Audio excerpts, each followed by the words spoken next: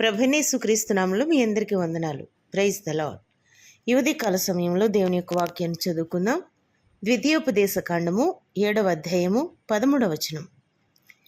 ఆయన నిన్ను ప్రేమించి ఆశీర్వదించి అభివృద్ధి చేసి నీకిచ్చేదనని నీ పితరులతో ప్రమాణం చేసిన దేశంలో నీ గర్భఫలమును, నీ భూఫలమును, నీ సస్యమును, నీ ద్రాక్షారసమును, నీ నూనెను, నీ పశువుల మందలను, నీ గొర్రెల మందలను, మేకల మందలను దీవించును. ఆమేన్. మహాదేవుడును రక్షకుడైన యేసుక్రీస్తు నామమున మీ అందరికీ శుభములు. అందరూ బాగున్నారా? మీరందరూ బాగుండాలని దేవుని సన్నిధిలో మీ కొరకు ప్రార్థన చేస్తున్నాం. ఈ ఉదయకాల సమయంలో దేవుని యొక్క వాక్యం నుండి ప్రత్యేకమైన అంశం చదివాం. ఆ అంశం నుండి దేవుడు మనతోనే మాట్లాడుదురుగాక. ఇక్కడ ఇశ్రాయేలు ప్రజలతో యెహోవా దేవుడు మాట్లాడుచు, ఇదిగో మీరు పాలు తేనె ప్రవహించే దేశంలో మీరు ప్రవేశించిన తర్వాత అక్కడ నివాసించినప్పుడు నేను మిమ్మను ఎలాగా ఆశీర్వదిస్తానో వినండి అని చెప్పి ఆయనే మాట్లాడుతున్నారు. మీరు ఆ దేశములో ఆశీర్వదించబడుదురు, మీ గర్భఫలము దీవించబడును, మీ భూఫలము దీవించబడును, నీ పశువుల మందయు దీవించబడును అని మాట్లాడుతున్నారు. హల్లెలూయా. అంటే మనం అర్థం చేసుకోవాలంటే ఒక మనిషికి కావలసిన ప్రతి ఆశీర్వాదం కూడా ఇక్కడ రాయబడుతుంది.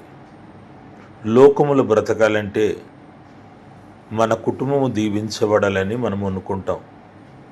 అలాగే మన గర్భఫలము అనగా మన బిడ్డలు, మన కుమారులు కుమార్తెలు దీవించబడాలని కోరుకుంటాం. అలాగే భూఫలము దీవించబడాలని,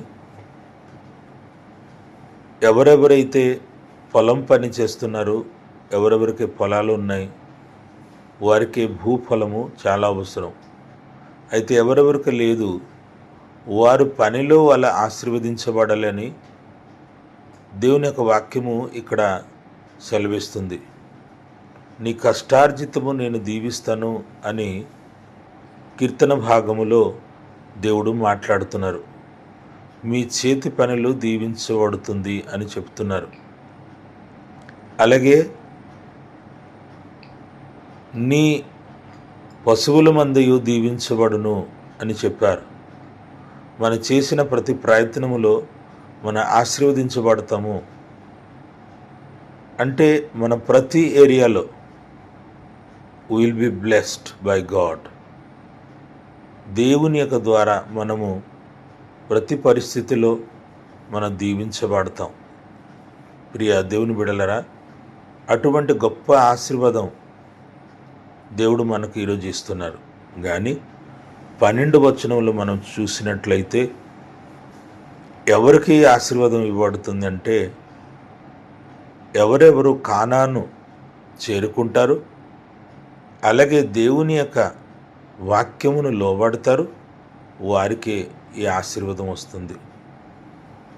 మనము దేవుణ్ణి ప్రేమించి దేవుని సంఘములో నమ్మకమైన వారుగా ఉన్నప్పుడు, అలాగే దేవుని యొక్క వాక్యమును లోబడినప్పుడు దేవుడు తప్పకుండా మనలను ఆశీర్వదిస్తాడు.